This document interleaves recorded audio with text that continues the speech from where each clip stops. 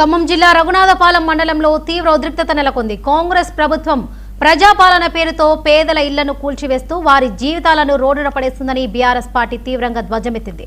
Survey number 2018 నిర్వాసితులకు తక్షణమే న్యాయం చేయాలని బీఆర్ఎస్ నాయకులు అయితే డిమాండ్ చేశారు.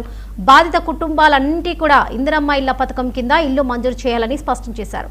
ఈ సమస్యపై త్వరలోనే నిర్వాసితులందరితో కలిసి జిల్లా కలెక్టర్ను కలిసి వినతిపత్రం అందజేస్తామని బీఆర్ఎస్ నాయకులు హెచ్చరించారు. పేదల హక్కుల పరిరక్షణ కోసం బీఆర్ఎస్ పోరాటం కొనసాగిస్తుందని స్పష్టం చేశారు.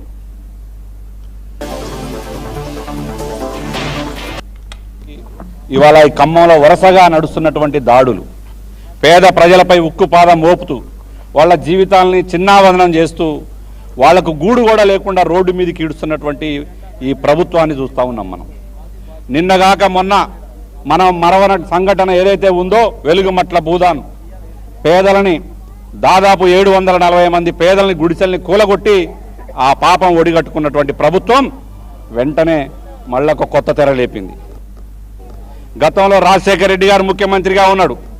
మీ కాంగ్రెస్ ప్రభుత్వంలోనే ఖమ్మం నగరంలో ఉన్నటువంటి పేదలందరినీ గుర్తించి ఇల్లు లేని వారిని పని చేసుకున్నటువంటి వాళ్ళని, ఇళ్లలో పనులు చేసుకున్నటువంటి వాళ్ళని, హోటల్లో పని చేసుకున్నటువంటి వాళ్ళని, మంగళ దుకాణాల్లో పని చేసుకున్నటువంటి వాళ్ళని, పెయింటర్స్ని ఇలా అన్ని రకాలుగా ఆనాడు ఫ్లాట్లు లేని వాళ్ళు అప్లికేషన్ పెట్టుకుంటే మీరే కదా సర్వే చేసి వాళ్ళకి 3000 పట్టాలు ఇచ్చారు, స్థలాలు కూడా చూపించలేదు. ప్రజా వ్యతిరేక పాలన